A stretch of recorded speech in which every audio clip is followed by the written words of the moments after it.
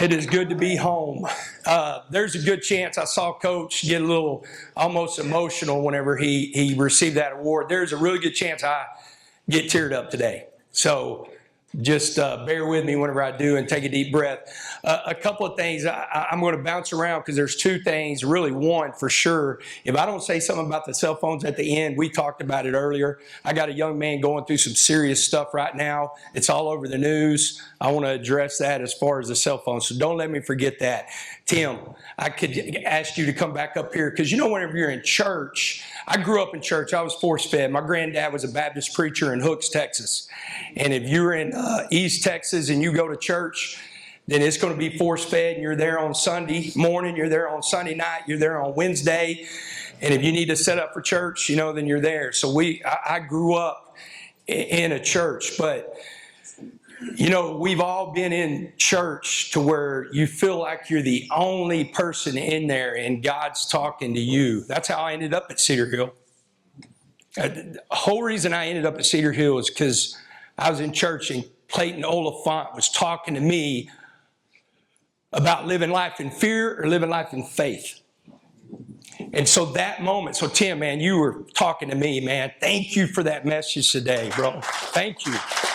There was two messages. One, of course, the swimming out there, man, that touched my heart. But the first message, man, I need you to call Sark and tell him what you told your daddy or what God told you, man. Like, you started this, man. Like I did. See, I think some people forget, and I was surprised because Chris Gilbert is one of my favorite humans in the whole world, and everybody knows Chris Gilbert. He's a South Dallas coach. I spent 20 years in South Dallas. I battled one of the greatest coaches of all time, Reginald Samples. I played Coach Todd. That's all he's doing is winning state championships. Man, I saw your rings. I love them, man. I battled Claude Mathis, and I think some people forget when you're in South Dallas for 20 years, it toughens you. And so for somebody to call you out and think I'm not going to say something back, man, I guess they thought I was from somewhere else.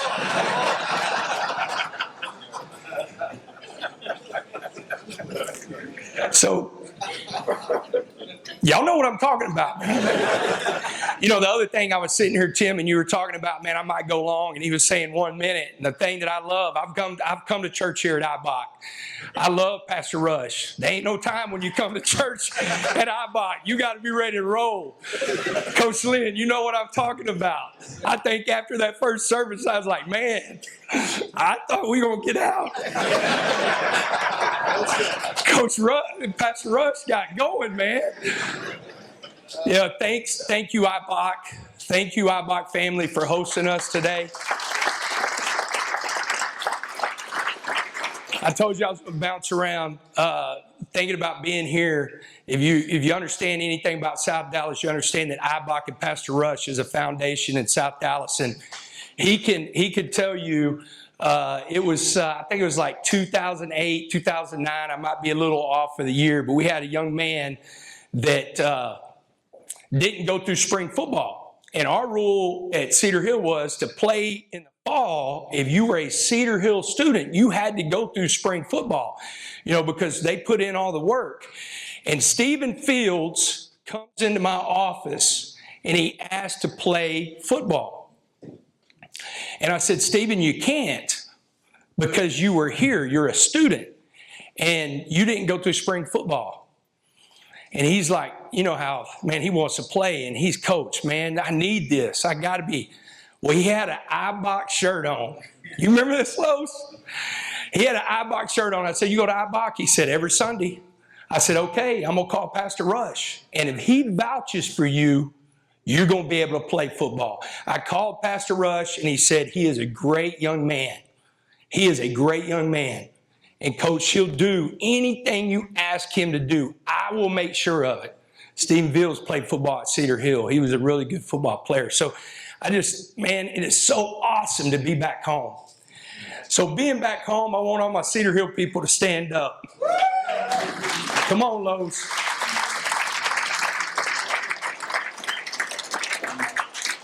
My AD, Gina Farmer, took a chance on a 31-year-old punk in 2003, became the head coach at Cedar Hill, changed my life. So thank you. I told you I'm going to get emotional. I should have had my Chick-fil-A family, the Cedar Hill family, Chick-fil-A. Do I got any of my Cedar Hill Chick-fil-A people over here? Please stand up. Please. Let's give them a hand. It didn't surprise me, Danny, that they were the key sponsor, because the amount of stuff that they did for me in my 20 years at Cedar Hill, 14 as a head coach, was absolutely amazing. So thank you so much. So I'm going to start. Danny told me to talk a little bit about, so we got some Red Raiders in here. I'm going to go back to December 6, 2025 at Cowboys Stadium. I mean, absolutely incredible experience. What was cool is the biggest conference attendance for a conference championship game. Is not the SEC, it's not the Big Ten, it's not the ACC. 85,000+ were at AT&T Stadium on December 6, 2025, whenever BYU and Texas Tech played. We hold the record. If you're talking about what's important in football, it's extremely important in Lubbock, Texas, and in Texas.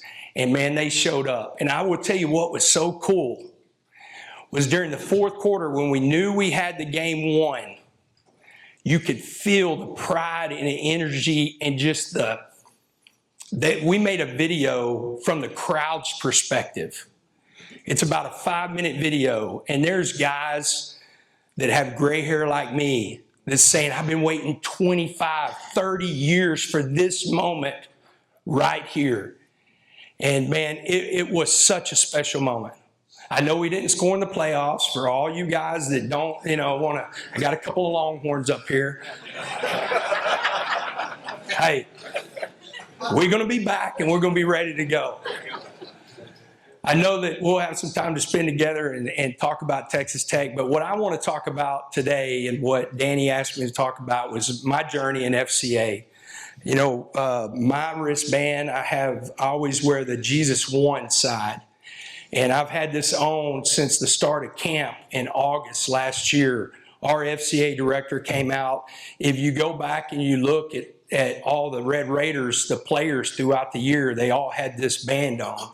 And whether it be Jesus One or whether it be the other side with the 4 symbols. And FCA changed my life. And let me tell you how. So I was born in Texarkana, Texas. I grew up in Hooks. We moved to Texarkana, or Wake Village. I'm getting ready to go to middle school. I would have gone to Texas High, and my mom went back to school. My mom had not graduated from college. She went back to school to be a nurse. It's 1983. I know that's a long time ago, but it's 1983, and the economy's it's terrible, and it's really hitting that part of the state really hard. And so she's like, my dad could get a job pretty much anywhere what he was doing. He was an air conditioning guy. And so my mom was like, we've got to get around some more hospitals for me to get a job, because she's having a hard time. I know it sounds crazy, but at that time, even nurses were having a hard time getting jobs. And so we moved to Crowley, Texas. I hated my parents. Like, you think about it, you're fixing to go into middle school. It's one of the, you always think about 7th graders, and man, there's just a huge change. You're going from one elementary school. Back then, for sure, we didn't have 6th grade in elementary school, or we didn't have 6th, 7th, and 8th grade in middle school or junior high. It was 7th and 8th grade. And so I'm going into 7th grade, man, and I hate my parents. I literally tell my mom and dad, I'm not playing anything. I'm not. And my mom, she takes me up to school. We're getting ready to start. So we're getting ready to start school. She takes me up to school a couple of days before. She walks me into the coach's office, and she said, this is my son, Joey McGuire. We just moved here from Texarkana, and he's going to play football. And I'm like, no, I'm not. And my mom goes, in fact, he's going to play football, If he doesn't make the team, he's going to be a manager. And then he's going to try out for basketball. And if he doesn't make the team, he's going to be a manager. Just in case you're wondering, I was a manager in basketball. I didn't make the team. And then he's going to run track, and he'll run anything you tell him to do. And that's what he's going to do. That saved my life, but what saved my life is Gary Graves. I still talk to Coach Graves. Coach Graves is coming out to the Houston game. Just retired. Coach Graves was the leader of FCA. And in 7th grade, in a moment to where I was struggling, I left all my friends. I was kind of that little fat 7th grader that, had not hit puberty and didn't know what was going on. And I'm frustrated. And Gary Graves was the guy that my mom talked to. And he said, I got you, Miss McGuire. We'll take care of your son. And then when we started school on Tuesday afternoons, before the 8th grade played, he would have a 7th grade FCA. And in that moment, a guy poured into me, a coach poured into me, and all of a sudden it was like, you know what? Crowley's not a bad place. I'm starting to make some friends. It was just as important for me to hear the gospel. It was just important to me to hear about Jesus in 7th grade, but I'm over here, man. You grow up in a church, man, when you go down, and I knew all that, and I knew about that, but I didn't have any friends. FCA changed that. Like, that's where I found myself again, right there. I still go into high school. I go into high school, and Miss Rudd, we had FCA at Miss Rudd's house. Man, she had great food. We played basketball, and we talked about God. FCA helped change my life. When I went to Cedar Hill as an assistant, I was an assistant for Coach Robert Woods, Hall of Famer, head coach at Wilmer Hutchins, won the state championship in 1990. He had 3 offensive linemen that ran track, and they won the state championship in football, and then that offensive line, 3 of the 4 won the state championship 4x1. I never understood that, Carlos. Like, Coach Wood did some stuff, and he asked some other guys to do stuff, and you guys were different, man. But I met a man named Carlos Lynn. That's my brother, man. That is my brother. Coaches, we got some gray hair coaches in here. Coach Samples, you can remember the VHS tapes. You can remember the millimeter tape. Coach Lynn and I, whenever I got the head coach job in 2003, we would take VHS tapes home. I would put my daughter to bed. I would call Carlos, and every night, as late as we'd go, we'd watch practice, and we'd watch our opponent together. On the phone. Rewind, talk, rewind. That's my guy. What's so awesome about Carlos is he has such a strong sense of who he is. And he has such a strong church, obviously, because he's a deacon here at IBOC. But Carlos, and we had a really good friend, he was our golf coach, Judd Hardage, said, man, we need to do something different at Cedar Hill. We need to have an FCA at Cedar Hill that can bring everybody, not just the athletes, but even regular kids. But we need to take this to a whole nother level.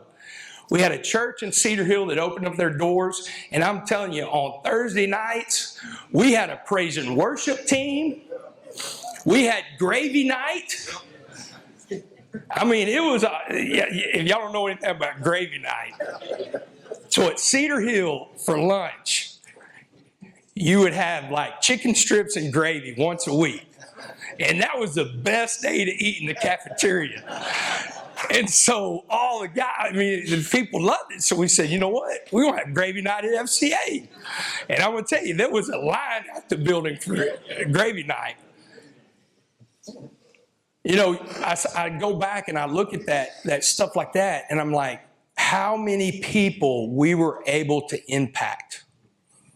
I am extremely fortunate to be the head coach at Texas Tech. There's no university more aligned right now in the athletic program. And what is really cool is we have an extremely strong FCA at that level. You go in on Tuesday nights, at Texas Tech, and Corbin Young is leading us. And there will be hundreds of athletes in there. I don't know who's doing the praise and worship right now. I don't know who to do in the fall, but I had a wide receiver, Hayden Weedington, played at Midlothian Heritage. His dad's now the head coach at Allen. He led the praise and worship. Now, he can go. He's fixed to go to Nashville and try to be a country music singer.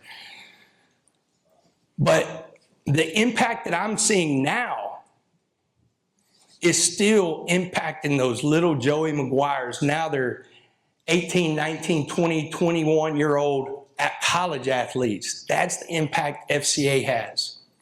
The impact FCA has is Corbin Young has now become our team chaplain.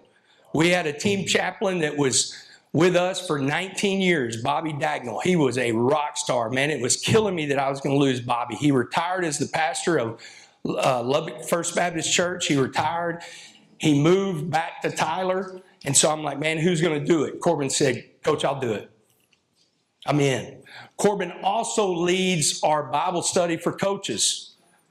We do it on Thursdays. In season, we do it in the morning. In off season, we do it in the morning at 7. In the season, I give my guys off Thursday afternoon at 2:30. So we do Bible study before they leave. That's all comes from FCA.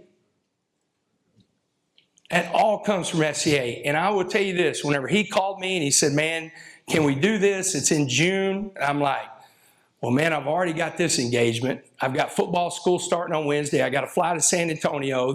And I said, Danny, you know how much I believe. Not only believe in what he does, but I've been very faithful since I was at Cedar Hill. I make sure every month that there's a check going to FCA because I believe in it, because it impacted a young Joey McGuire that was lost. It did not First Baptist Crowley impacted Joey McGuire. FCA impacted the young Joey McGuire.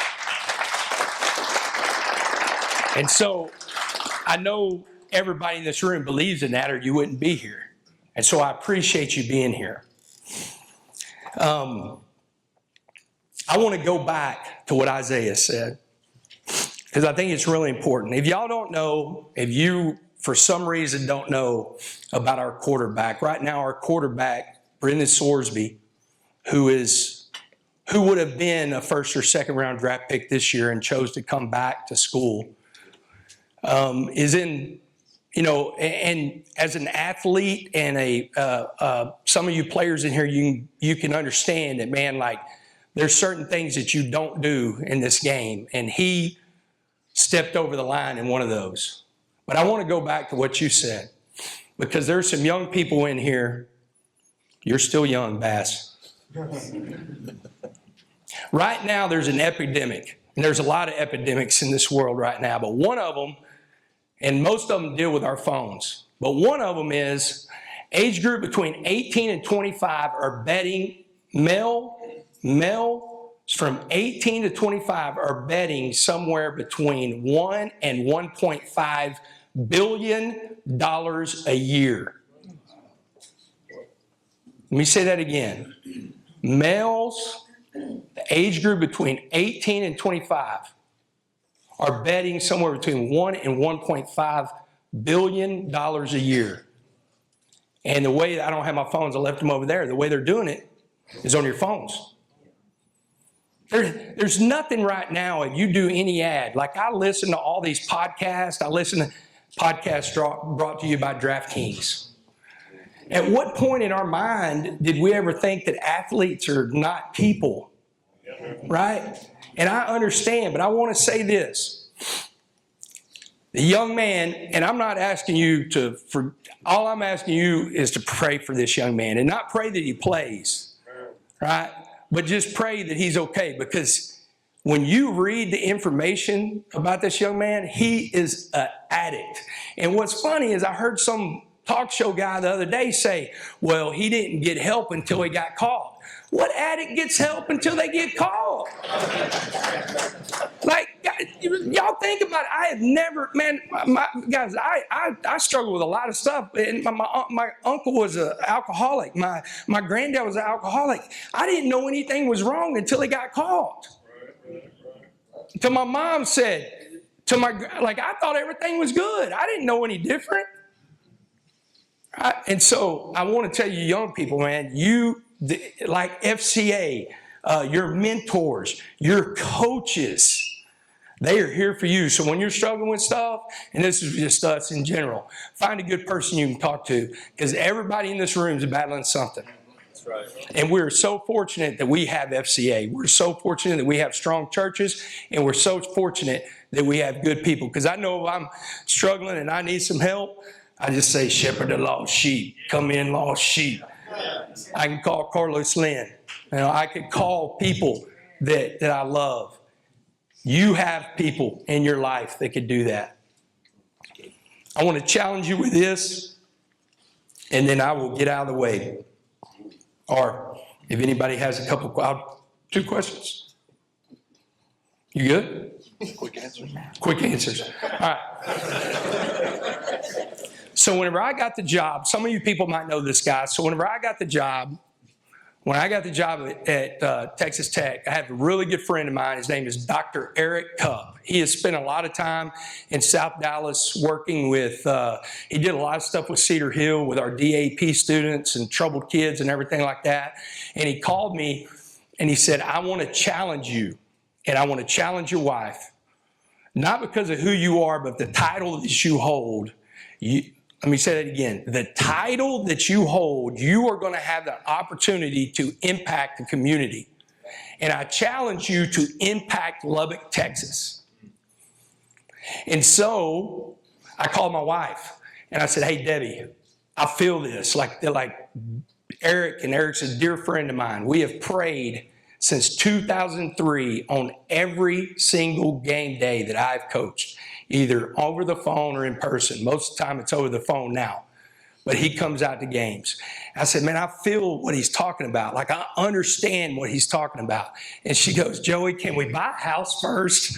And then we'll figure this out. We figured it out. We've gone all in. We have 2 huge things that we get behind. Covenant Children's Hospital.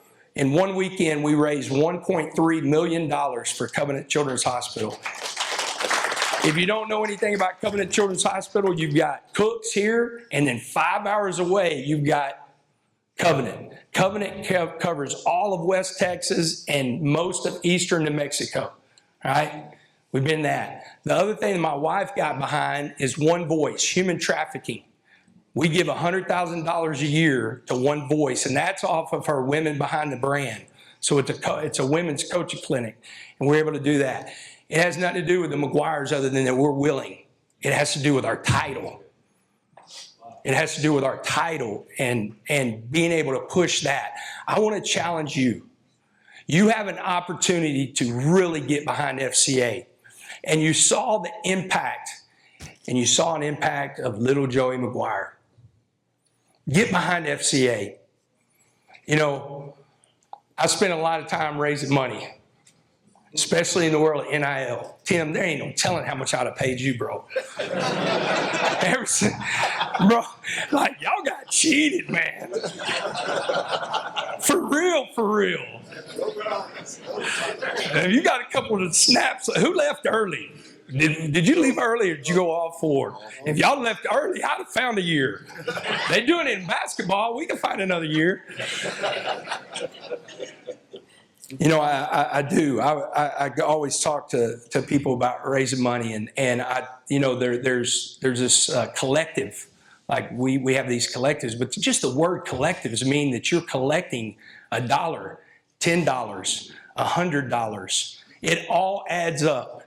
It all adds up. And so if you're wondering, like, man, I do want to, I give to my church, or, you know, I don't give, but I want to give something. I'm telling you, FCA is a worthy cause, because what FCA is trying to do is impact young people. and there's never more of a time and a need to impact young people. Before I leave, coaches in the room, Coach Shaver, what's up, baby? If you would stand up, all the coaches and the coaches that Coach Samples, if you guys would stand up. I got some coaches over here. Thank y'all. I'll tell you this, and I'm going to leave with this because I love Coach Samples, man. You know, it's really cool. Coach Pastor Rush, I never, whenever I was at Cedar Hill, man, I never visited any high schools, man. I was worried about my Cedar Hill in off season. I very rarely went to colleges because a lot of times it seemed like whenever I wasn't on campus, something crazy happened, so I didn't go visit. But I've had the opportunity now, being in my position, to go watch off season, to go watch coaches coach. And man, I'm telling you, Coach Samples, I know you already know this, man, but the impact you make, like how you make young men be men, how you hold these guys accountable, and this isn't me trying to get a Duncanville kid. I can do the same thing whenever I talk about South Oak Cliff. How you make these guys accountable. Hey, this is what a man does. What you do is absolutely incredible, and I cannot thank you guys enough. I'm going to take 2 questions. Okay. Anybody have a question? If you don't, it's okay, and we'll get out of here. Coach, what do you think the chances of seeing our quarterback play this year would be? You know, I think and I asked him to make sure to ask me about that because I wanted to, if I met it, man, I'd jump around, man. When you started talking, I had it. When you started talking, it started hitting me. We'll see. You know, in the next couple of days, we'll know. Eric Cup said this to me too. He said, you know, there's a difference between a character flaw and an addiction. And, so it comes down to the judge sees it as a black and white, he broke the rules, or there's a reason that he broke the rules, and can we get past that? And so we'll see. It came up. We're getting ready for the spring game. I found out the day before the spring game. This has been going on for 4 years, guys. I wished I'd had him 4 years ago. I think we'd have been in a different boat if I had him 4 years ago. Maybe I have the opportunity to impact him to get him past to where he was at versus he's really good, so let's play anyway, right? So we'll see. We'll see. It's a great question. Yes, sir. What do you think about the transfer portal of women? Should it be changed? It's going to be interesting because right now, if y'all don't know, there's a big, Nick Saban testified in front of Congress yesterday, you know, to try to change it some. I do believe in the transfer portal. The way they're writing it right now to where to be one window, I also believe that could help, right, the movement and everything. But the reason I believe, because I am very pro-player. You cannot work at Cedar Hill if you do not put the player first. The most important thing we have in our building is the player. And so when you can say a coach can move and a player can't without penalty, I do not believe in that. And that's what it was. You know, I've not been in college coaching very long, but even whenever I first got in, you could transfer, but you had to sit a year. But that coach could leave, but he didn't have to sit a year. And so I believe in that. I do believe in the one portal because it helps you establish your culture. So that has been a big help. And then it also, if y'all don't know, there's a lot of tampering going on and all that stuff. And there's real agents and there's not real agents. I mean, it's a different business that I got into. The good thing is whenever people ask me, you know, was it different?